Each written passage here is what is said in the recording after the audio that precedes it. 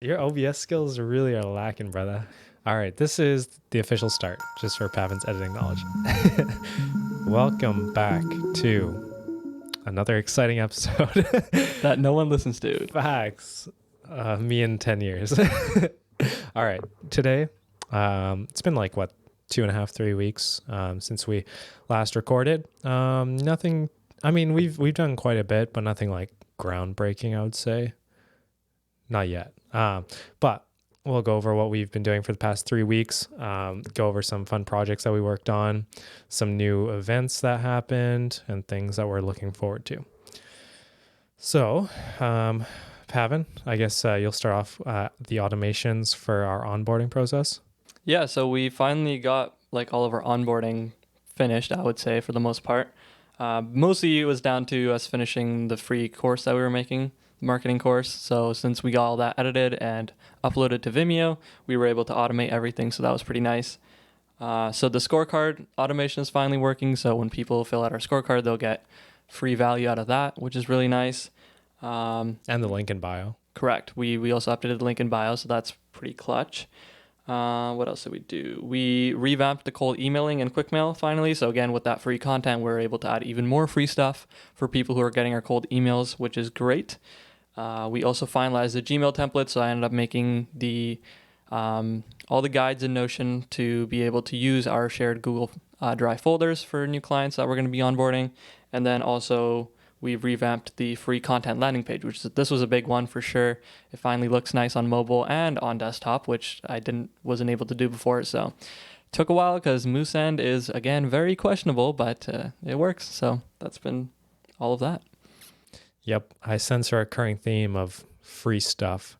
That's a big focus that we've been working on for the past month. I think with all of our content, like the content that we put out on social media, the Instagram Reels, the YouTube, the TikTok, also with the course and the newsletter, there's a lot of new stuff that I didn't do, 3 months ago, that we've now implemented. So it's like we're spending time on things that don't necessarily make us money right now, but in the long run, they will help us be better than competition that hasn't done these things. Basically just building goodwill with potential customers and building a real business and a real brand, rather than just being a freelancer or trying to make quick money. It's strange not focusing on like how much money you're making per month, but I think it's better overall in the long run, especially at the period that we're both in our lives. Probably not super important, trying to flex how much money we're making, or I see lots of like online people talking about like, oh, make 20,000 a month and do this. It's so simple, and like they're literally scamming customers, and it's not even if it isn't like a scam, it's something not really reliable for the long term. Almost all of those internet businesses are so fake. So yeah, just trying to focus on building something better than that and more reputable is difficult.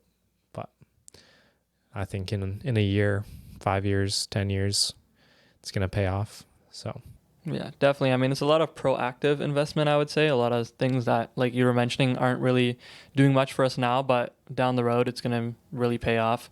And a lot of it has been just setting it up. I think it's going to be really easy now to start just doing it. Like, for example, our newsletter, our cold emailing workflow, all of these things that take a really long time to get up and running and optimized and working properly. But from now on should be a lot easier to just keep doing. So I think that's going to compound, down the line, not just right now, for sure.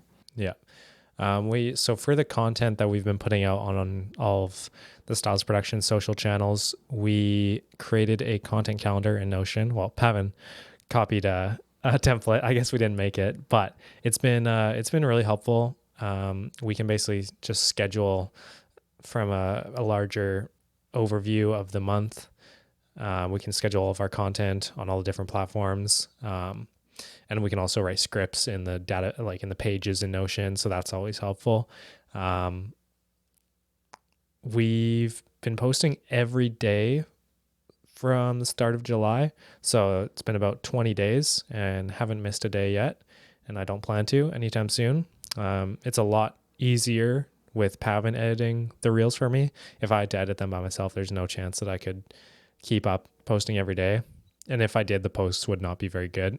So it's helpful to have someone else helping me keep up with that stuff. I think it's been going pretty well. I'm trying to think, since the start of July, probably gained about like 60, 70 followers, I think. And my account only had like 600. So now we're at like 710 or 715, something like that. So definitely small numbers compared to other accounts, but it's good progress. 100%. I mean, if you think about it, that's like 10% increase in 1 month. So in 20 days. So not bad at all. And then I'm also seeing more signups for like free content and like the course. So people are clicking on that bio. I actually had one this morning. People are clicking on the free content and signing up. So those automations are being put to use, which is always cool to see. And yeah, I've met some new people from the followers and other business accounts. So it's always good to make connections. No business. I'm trying to think. No business has come of it yet. But again, not expecting. I'm just sharing what's happened so far. But so far I've been happy with the results. All right. We've been getting our leads for restaurants for a couple weeks now, sending out 40 cold emails a day, compared to gyms, which we were doing for the last month and a half. It's definitely different results. I would say not as good for restaurants.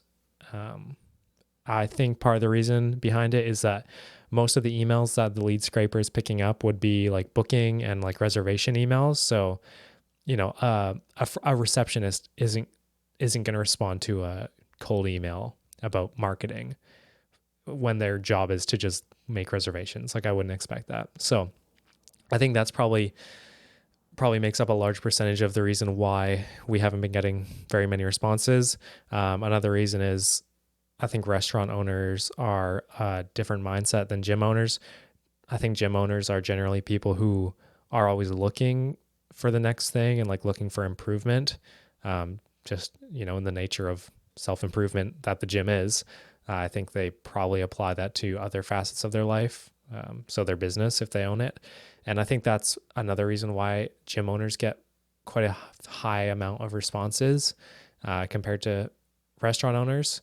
And often restaurant owners, they have a bigger staff. So it might be, just an employee getting the email and they're not going to pass it on, compared to most gyms have like the one core person that's like, if they left, the gym would blow up. So yeah, it's just different. It's interesting information. We're gonna retarget on Action Industries again. So it should be going good soon.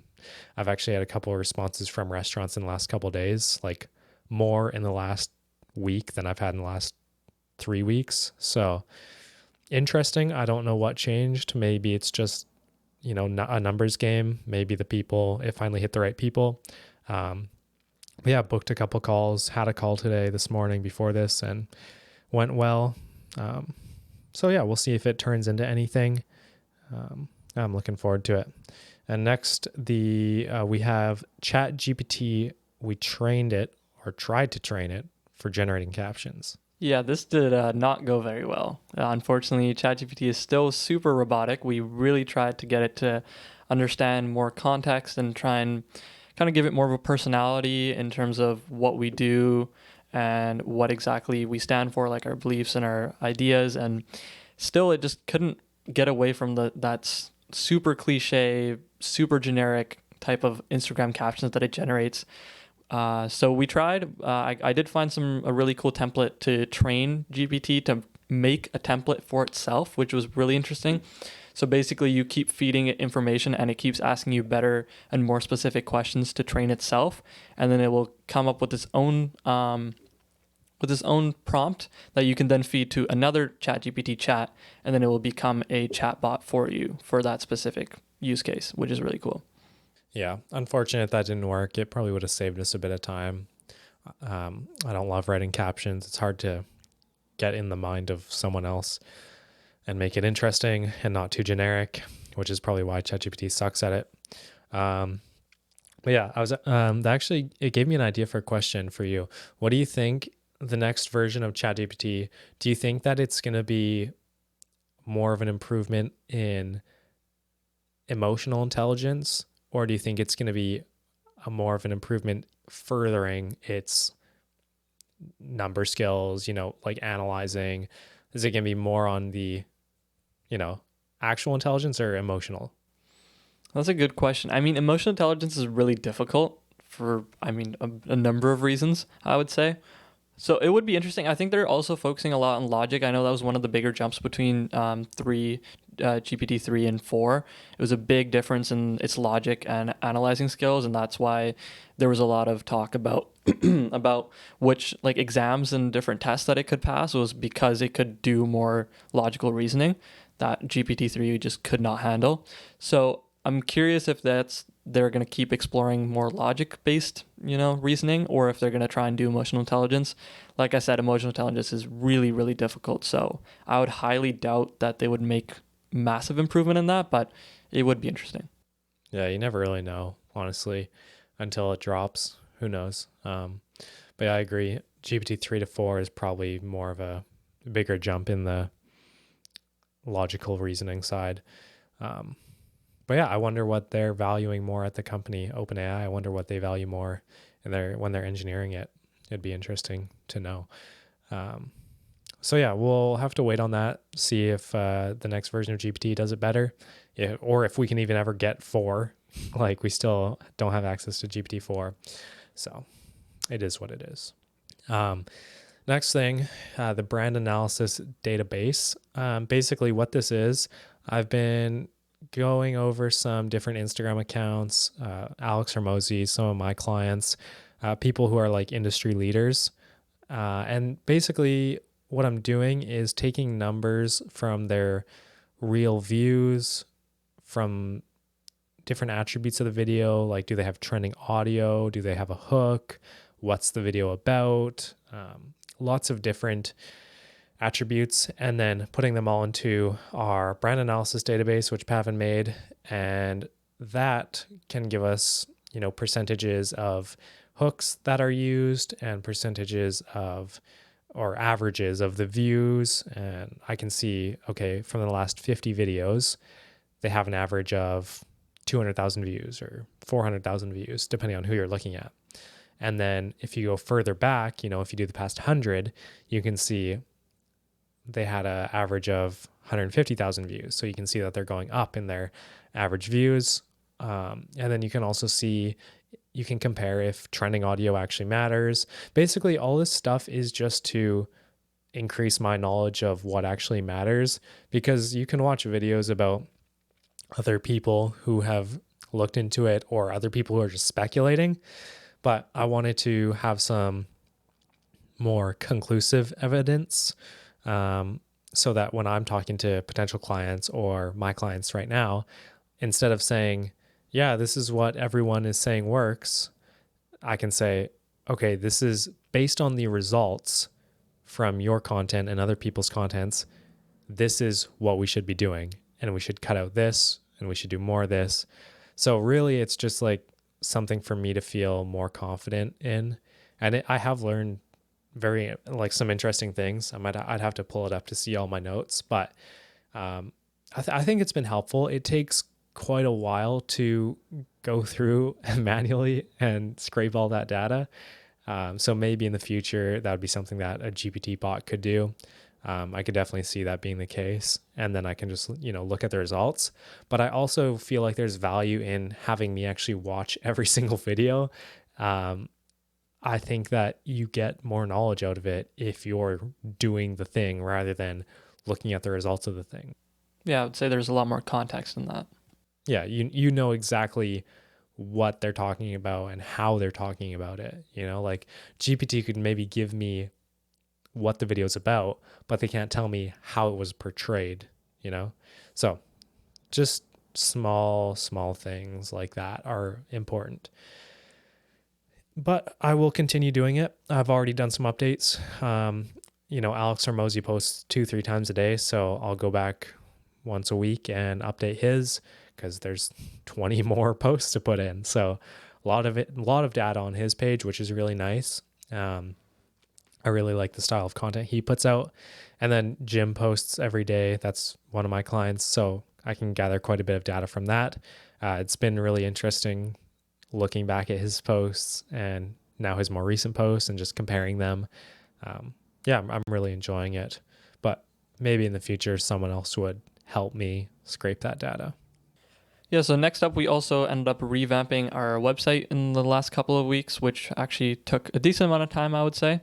It wasn't really difficult in terms of the designing standpoint, but Squarespace was a bit annoying when it came to transferring from their 7.0 to 7.1, I believe it was, which is just their different types of website like interface, I guess, or Builder. their actual the stuff that works in the background, basically the actual back end of it. It all ended up getting changed between the time that Lucas ended up creating the first version of it and the second one. So we figured if we're going to revamp it, we might as well just create a completely new website on the new version of Squarespace. So that ended up taking a bit of time. There was some hiccups that came up with that, but it wasn't too bad, I would say, all in all. But yeah, it's been interesting. We definitely focus a lot more on the social media aspect of it. Previously, the website was more showcasing just filming and editing and that kind of thing, whereas this one's a lot more focused on our actual social media services in terms of our plans and a lot of our portfolio regarding all of that. So that's been really interesting. Put in all of our integrations for booking calls with us, all the free content's on there as well. I'm trying to think if there's anything else. Oh, and then the scorecard is also on there as well, plus obviously social media links, all that fun stuff, so they can access it all in one place.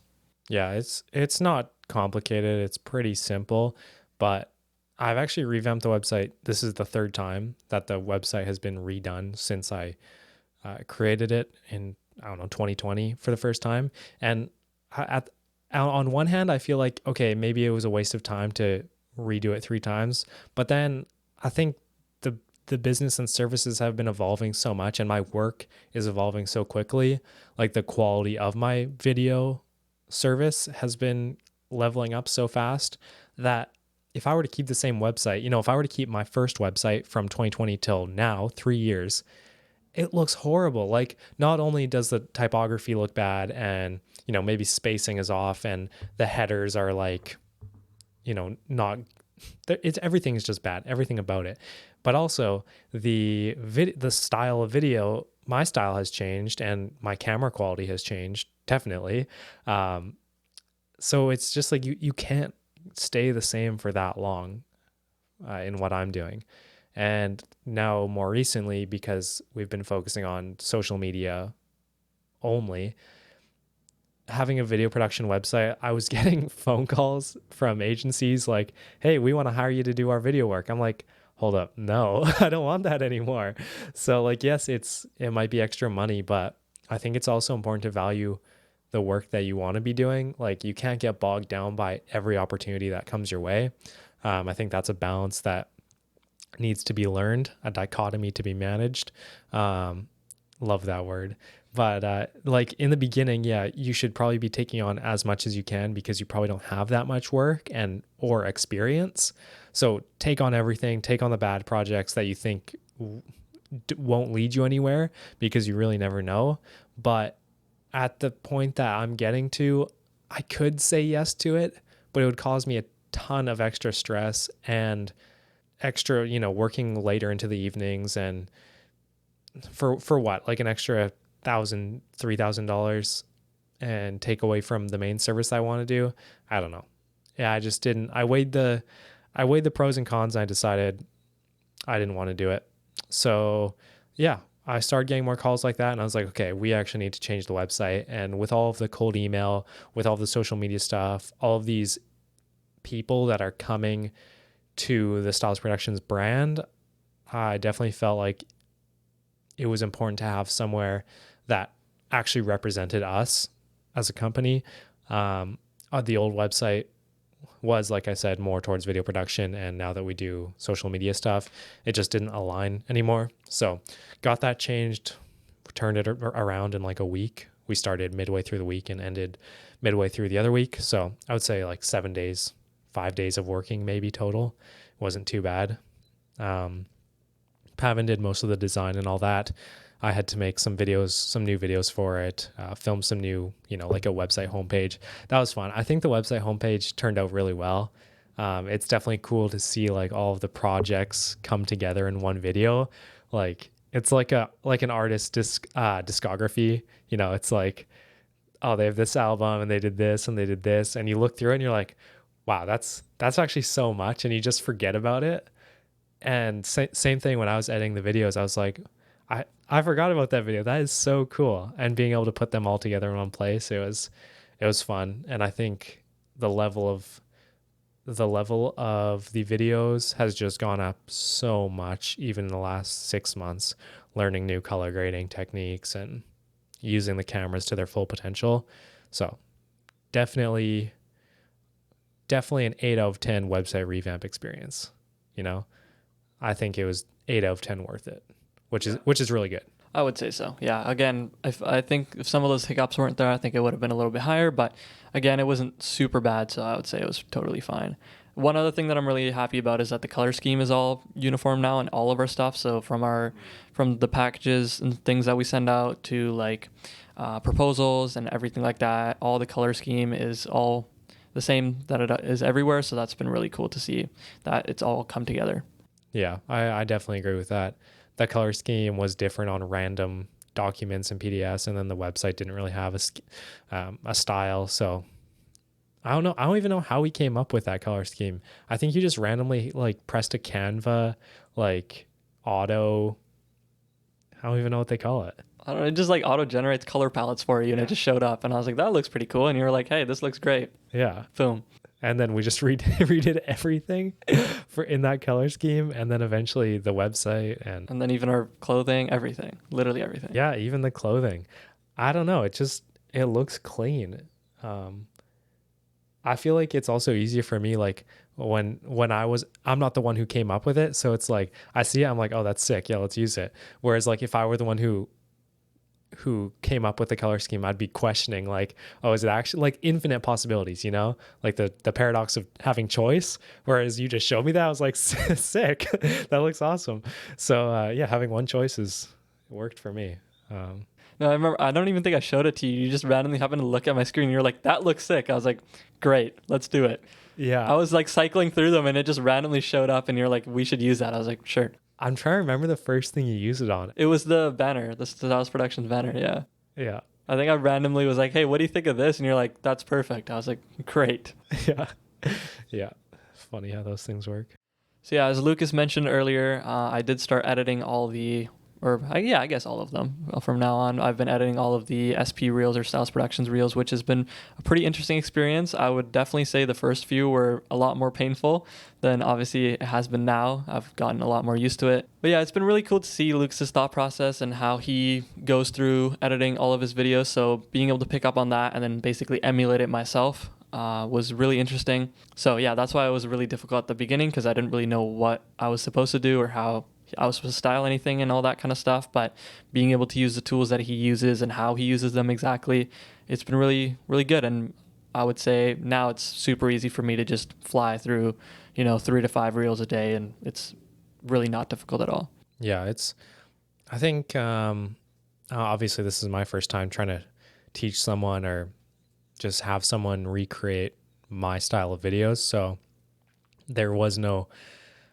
plan or blueprint of how to replicate what I'm doing. And I'm not saying it's like crazy hard to I don't think it's hard at all to replicate my social media videos that I've been posting on my own page. But it's just, as someone coming in as a new editor, I didn't know what to expect, like how much I need to tell them do this or do that, and how much just let them do their own thing.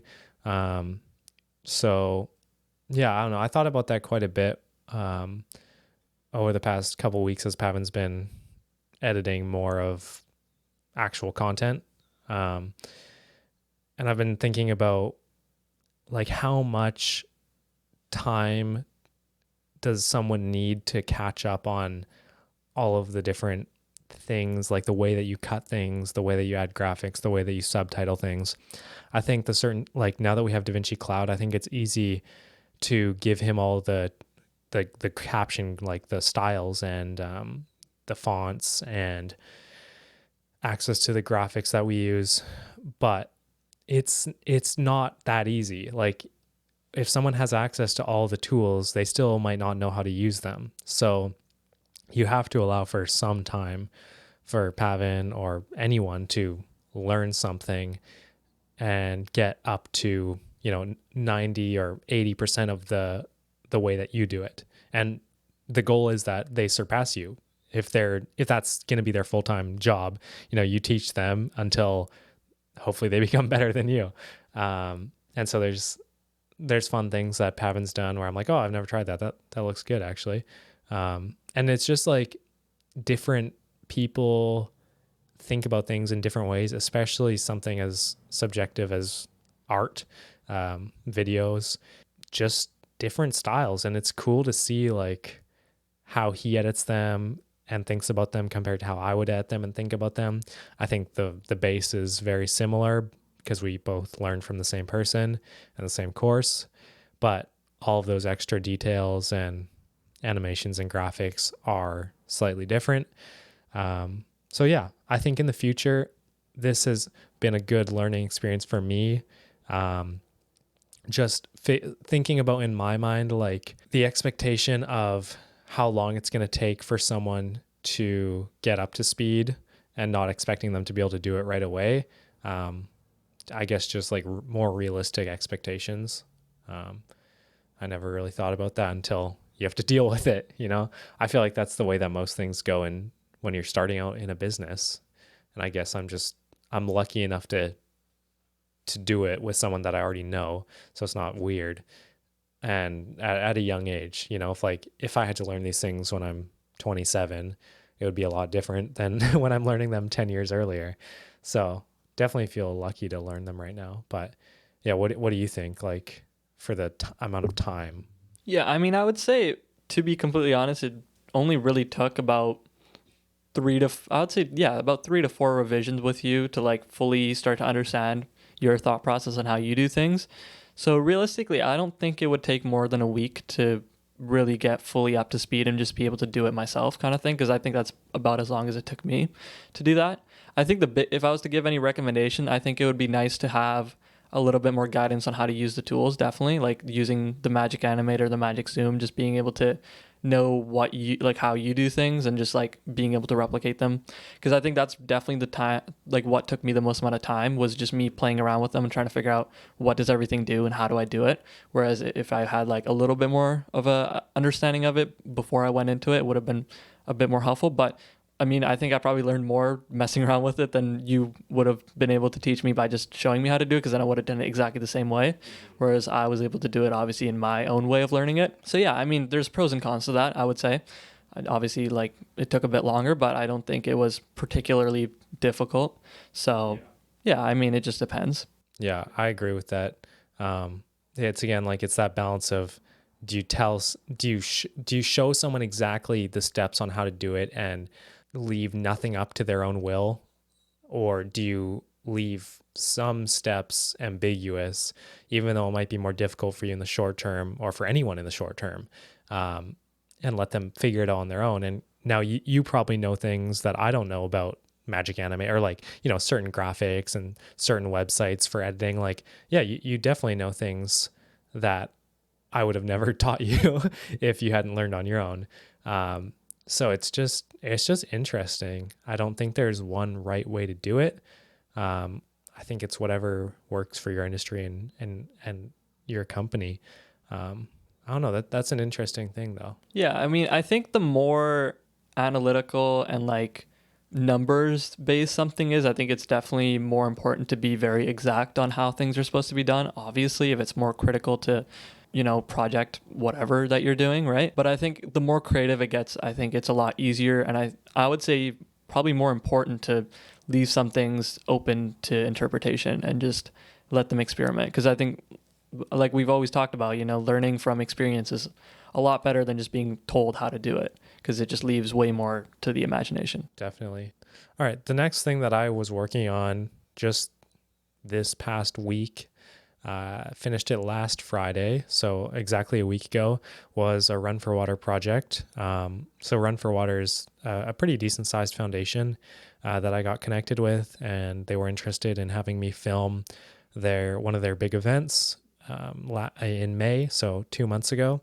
And me and Pam both went to that, and we both filmed and organized, and that was really fun. That was one of the first shoots that we did, and the video turned out, I really liked how the video turned out. Tons of great shots. We were there for half a day, and we got to make a 2 minute video out of it and 3 short vertical reels. So I think we had a ton of content to work with throughout the whole day, like tons of different variety.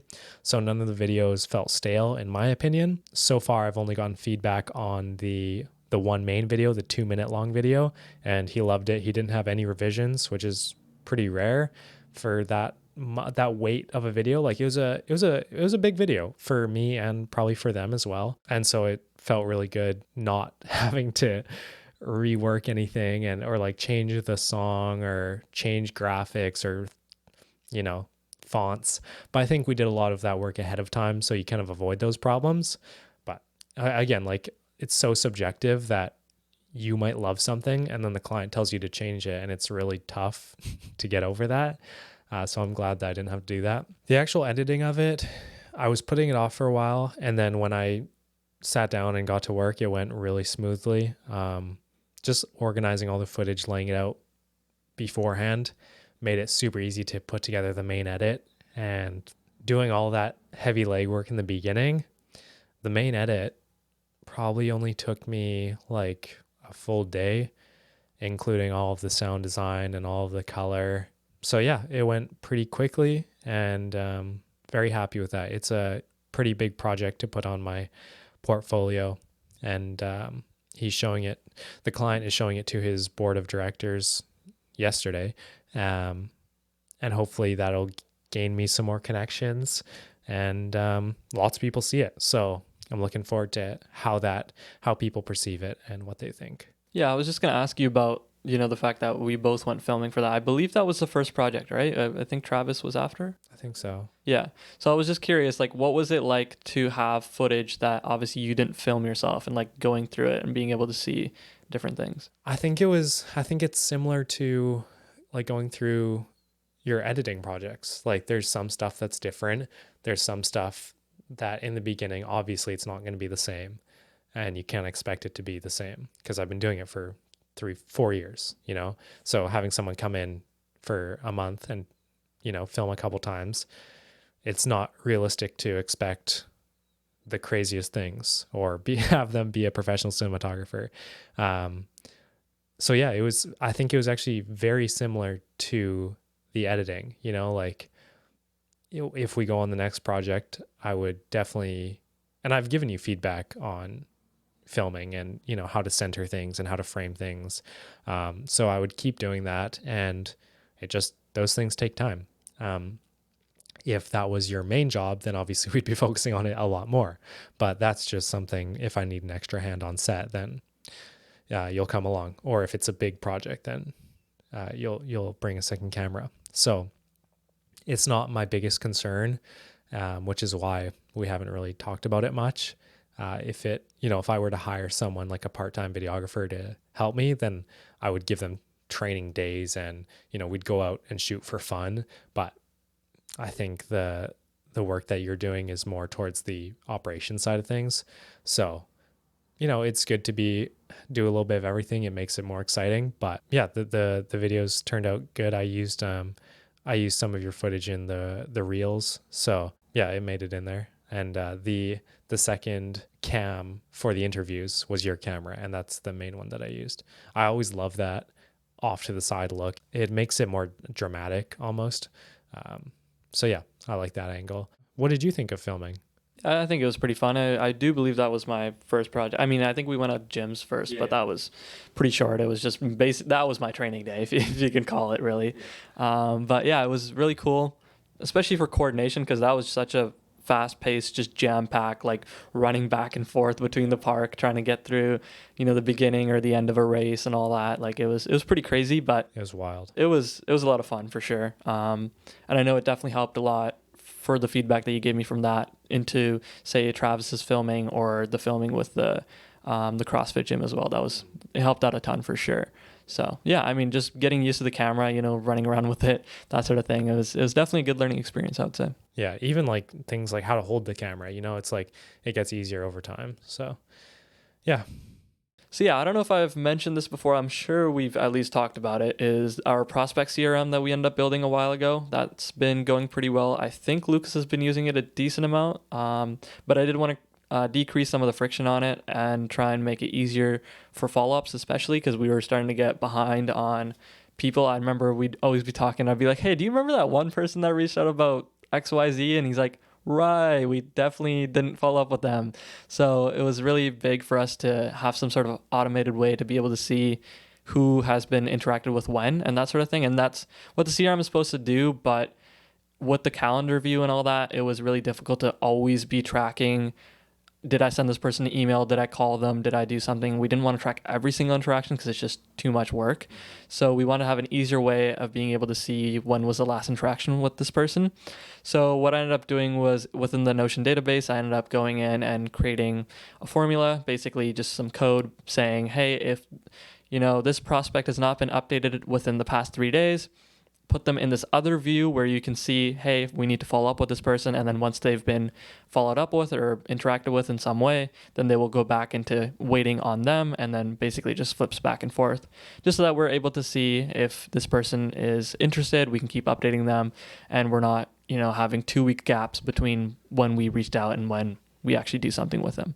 Yeah. It's tough to juggle when you have like 20 people expressing interest and some of them are, you've texted, emailed back and forth, and it's been 2 weeks of you, emailing every 5 days. And well, not me emailing, them emailing back every 5 days because you gotta love other people's communication skills. But yeah, it's really difficult to keep track of and gauging the level of interest that they have. And some people just don't respond after a couple times. And I'm trying to think of ways to diminish those drop-offs. So like I was actually thinking about this morning, like lots of times we're seeing people express interest from the cold email, and I'll send a response wanting to get to know them more and booking a call. And then you see a very sharp drop off of engagement with that email. So just trying to figure out ways to like make it super enticing to actually have a phone call, trying to bring up that number. But then also, if they're not interested in having a call with you, like if they just email you looking for a price and they don't want to take the time for a call, they're probably not going to buy your service anyways.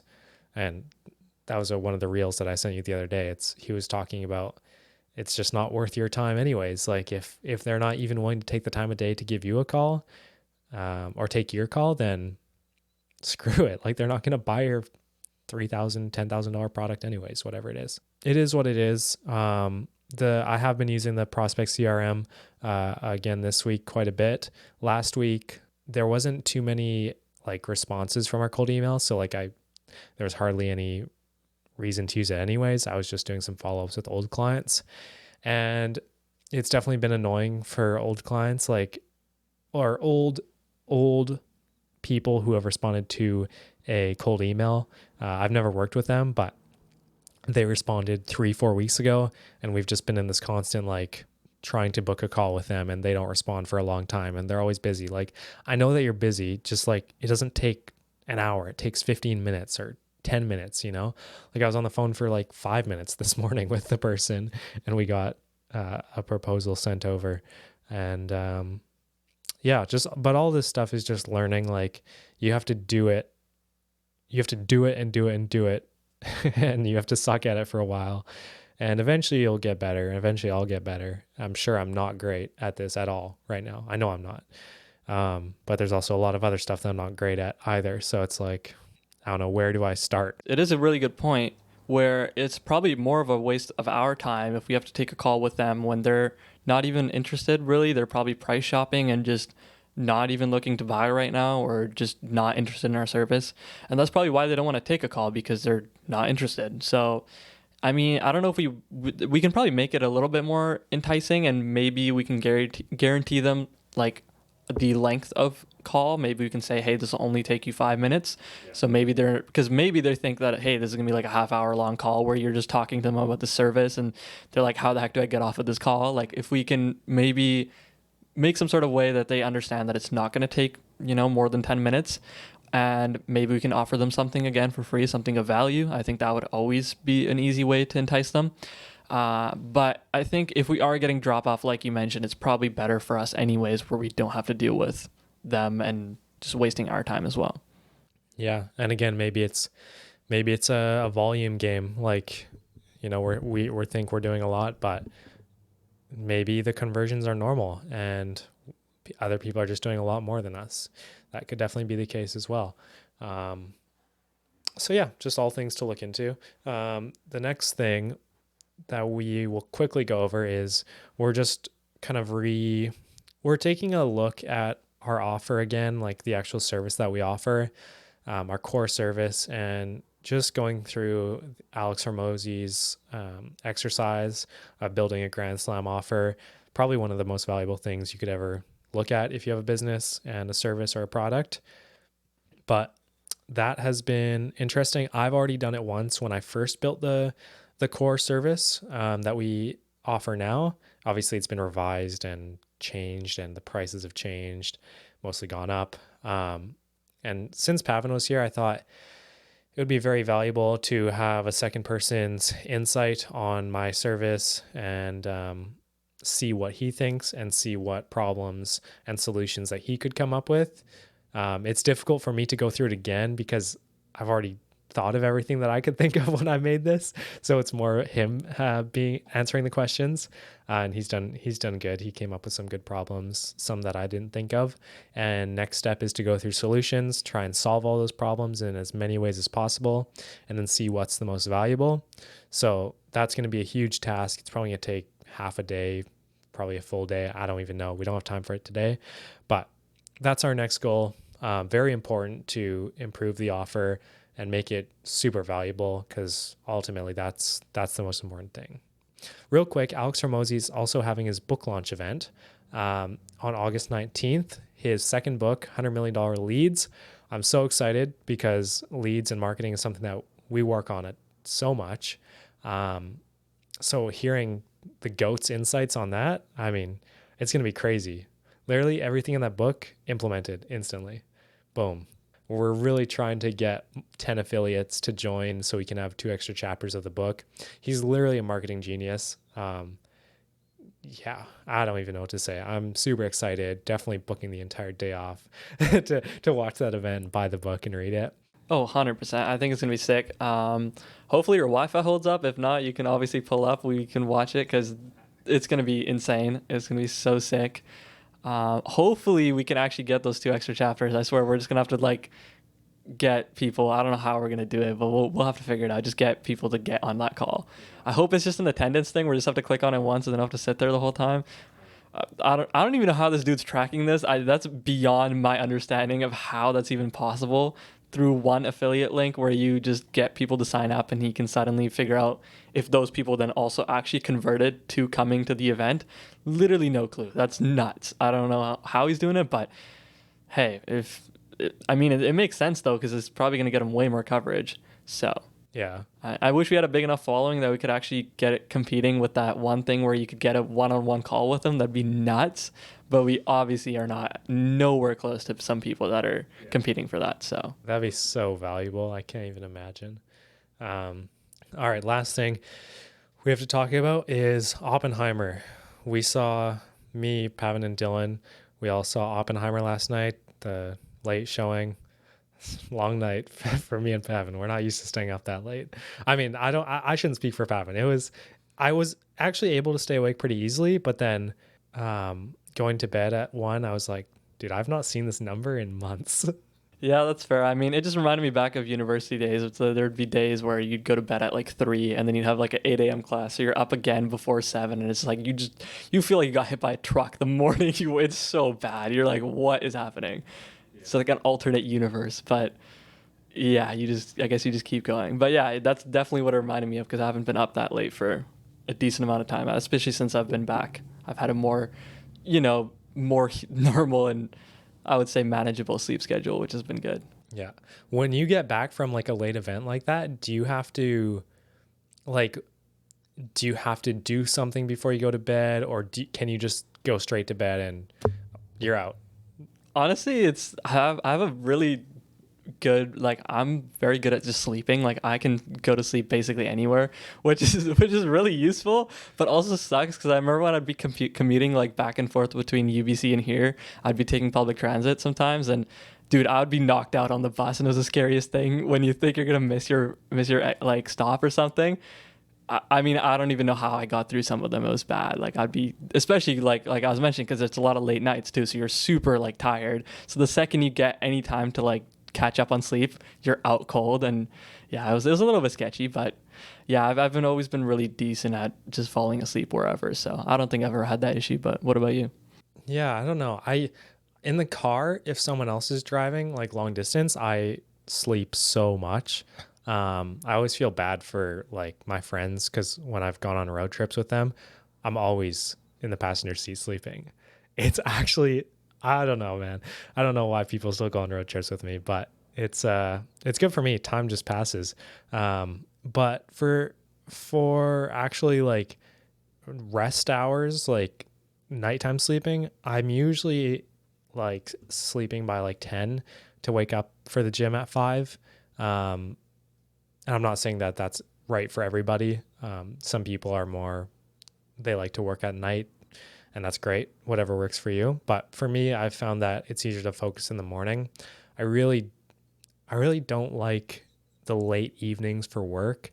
I just think it's more of my time to unwind before bed. I probably get that from my dad. He's the same way. But yeah, for me last night, I mean, we got home at like 1 a.m. ish, and yeah, I usually have to do something before I go to bed. Um, like I think I ate something before I went to bed, and then I put in my AirPod and listened to part of a podcast right before bed. But I mean, that lasted like 5 minutes, and then I was gone. But I think that's a deeper rooted issue in my with my dopamine receptors. Like I think most 99.9% of people in this generation are overstimulated all the time with screens and just flashing everything. So I'll go through like cycles almost where um I'm more on my like scrolling through Instagram lots, and then I'll go through cycles where I don't use it for like weeks, or I don't use my phone before bed or when I wake up in the morning. Right now that I'm definitely not in one of those periods, probably because I feel like I'm working a lot more than I ever have. So it's I'm finding it more difficult to be like just like calm or like present with myself right now. I guess like I'm always thinking, like there's always something to do and there's always something to think about. So it's, if I were to not do anything for an evening, I would be I guess I'm scared of like keeping on thinking about clients and editing projects and what I have to do tomorrow and the next day. And if I'm going to make any money this month, like there's just always things to think about for my brain. And it's gotten worse over the past couple months. So I guess I think that's the reason why I've been so I've been on social media more lately, or like just YouTube and all Netflix shows, all that sort of stuff, is because as soon as I stop working, which I don't stop working that often, but when I do, um, I don't want to be doing nothing. Like it just feels strange now. Um, I think one way that I've been trying to fix it is by going like finding activities outdoors or like just outside of my house because all the work is in my house that I do. Um, so going to the gym, obviously in the morning, that's something that's routine for me, and I hope that'll never change. But now also going rock climbing more again. That's something to do in the evenings. Um, Sometimes I'll drive down to a track and do some running if it's nice out. And again, like all these things just to like get away from your environment that you're so used to working in, I've found helpful. Um, but it's also difficult to like, because lots of times I want to do it with someone. Like I want to go rock climbing with someone and I want to go, play tennis with someone, but people are busy. So it's like, if I text someone and they don't want to do it, then I'm probably not going to do it anyway. It's like tennis. You definitely can't do by yourself. But like for climbing, like I don't really want to go climbing by myself. I would rather do it with someone. And it's tough. It's tough. I don't know. What do you think? Yeah, I mean, I'm just trying to listen to what you were saying and what some of those things that you're talking about. I think for the unwinding, for sure, I guess because you're doing so much, especially I can definitely relate with that where you're saying you feel like you're doing nothing. Like I know for me especially, like you always want to be doing something, and it's not even like it, I mean, I don't know. I'm just trying to think about it because I definitely do want to schedule times to just do nothing sometimes, but it's also I feel like I'm being unproductive in a sense. But then, like obviously, scrolling through social media or watching YouTube is probably not being productive, but you feel like you're doing something. Yeah, yeah. So then it makes you feel like you're not unproductive, even though obviously you are. It's just you're occupying that time with doing something. So yeah, I can definitely relate with that. But I think it's really good that you're trying to change your environment. That's huge. I mean, like I was reading Atomic Habits, obviously huge difference in terms of, having separate spaces for separate things. And if you can obviously go do something in a completely different place than where you would normally be, huge, difference in the way you look at things from a mind, like from your brain. Like your brain just works way differently in a new place. So yeah, definitely. Yeah. Yeah, we'll see how it goes the next couple of weeks. Things are always changing, and I'm sure. Did we even talk about Oppenheimer? I don't even know. No. No, we didn't. And what? Okay, I'll quickly give what I thought. I haven't even taken time to think about an answer for this, but first section of the movie, when I was watching it, I was paying really close attention. I was like, okay, I need to figure out what's going on as soon as possible because I want to enjoy the movie. There's a lot of characters to catch up on pretty quickly. In the beginning, there's 3 different timelines that they introduce you to, which again is hard to follow. I'm not saying that's bad. It's just you have to be paying attention. So that was interesting. Obviously, Christopher Nolan always does something with time, and I think this particular movie was the 3 different timelines was his connection to time.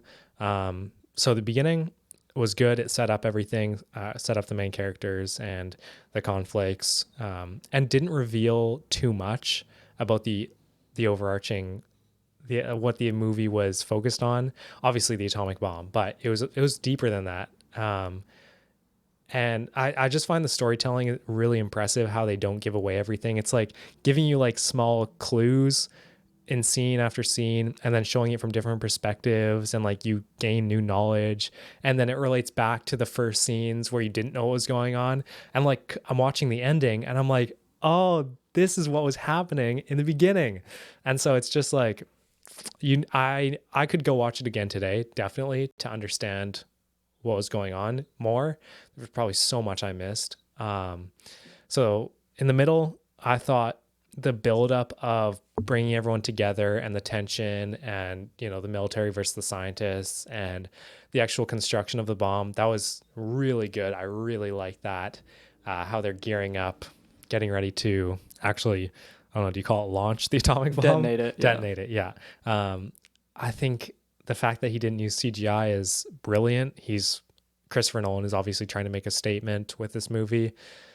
All the Marvel movies, who are just literally standing in green screens now. They don't go out anywhere to film.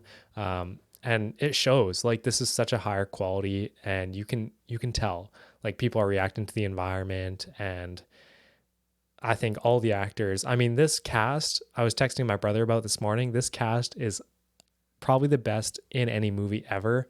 Um, Anytime a new scene showed up, anytime a new scene, I would recognize new characters from other shows that I was watching, and it's just like, how did he manage to get everyone in Hollywood to make a cameo? I don't even know. Um, Obviously, you had Cillian Murphy as Oppenheimer, Emily Blunt as his wife, Matt Damon as the cop. Um, you had Florence Pugh, and then every side character was like, oh wait, that's he's a crazy actor and he's just like in it for 5 minutes. Like Rami Malek was the journalist who came out at the end with that big twist. He's an incredible actor and he did really well. Obviously, Robert Downey Jr., it was very cool to see him in a more serious role compared to his Marvel stuff, to see what he can do.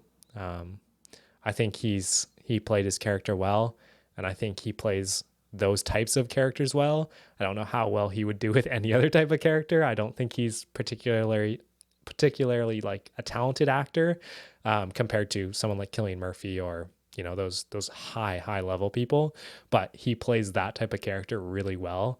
Um, the new IMAX format, black and white, was super cool to see. It was like obviously it was such high quality, but then it was like black and white, so it gave it an interesting feeling.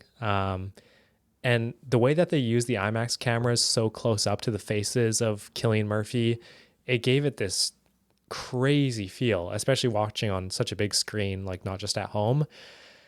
That was super unique. I think it would have been, I think it was inspired by the classic interview that everyone knows Oppenheimer by, where it's like that camera angle, like looking down on him almost, and it's like super tight. And that's when, I am become death, the destroyer of worlds. I think that's probably what inspired it. And it's just so many of those shots on Cillian Murphy, like looking down at him so close. And the acting that he did without even talking was super cool. All the imagery with like the atomic particles and stuff was, I don't know how they did it, without CGI. Super impressive, and it looked real, like it looked incredible. Um, the atomic bomb detonation, the sound was super cool, silent, like completely subverted your expectations, and then surprised you a little bit. And the visuals were incredible. There's one scene where it's like pretty like much all black, just for like a faint red glow of the atomic cloud, and the famous line comes out. Cillian Murphy says, "I'm become death, the destroyer of worlds." So that was cool. It's very different from any Christopher Nolan movie that I've seen. Just a different like way of telling the story, and even from the opening credits, like having text on the in the beginning of the movie, that was super interesting. Like talking about American Prometheus and all that sort of stuff. I thought that was pretty powerful.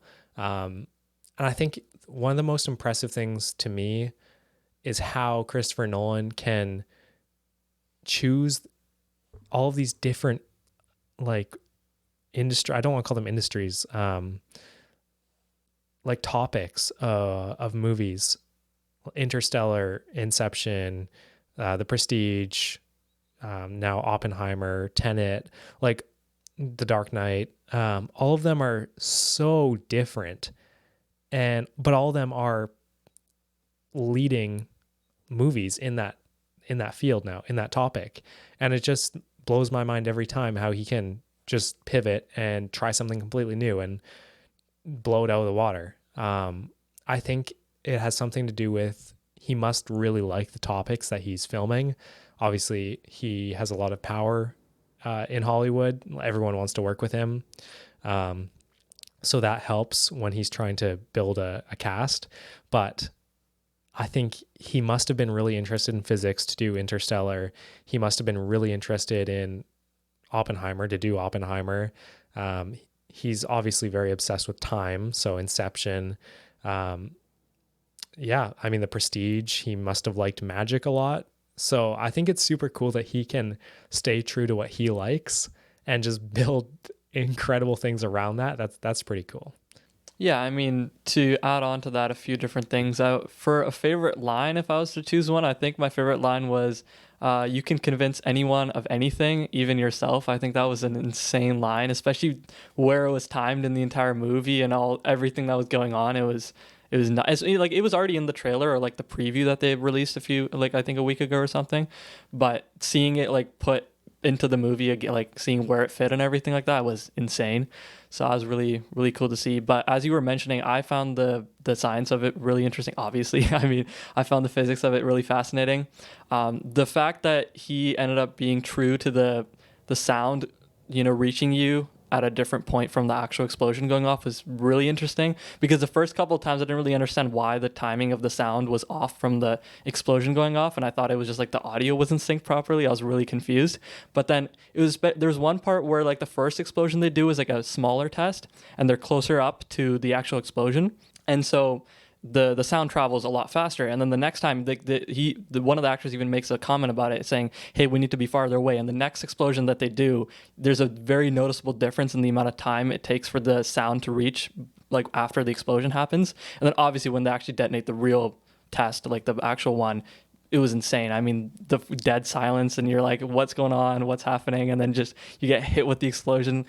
It was nuts. It was very cool. And then I would say one of the coolest scenes was, it kept coming back. I don't want to spoil anything, but it kept coming back to that one scene again and again.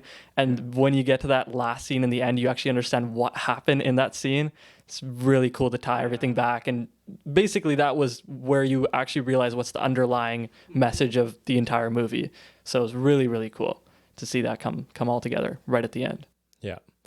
And I mean, just one other thing to add as well. I think for it being a 3 hour long movie, I would have to say it did not feel like it at all. Like I was sitting there, like I came in fully expecting to be like, oh, this is gonna be an absolute drag. Like this is 3 hours. This is gonna take ages. And I remember when like the final like Oppenheimer came up, I was like, it's over. Like what?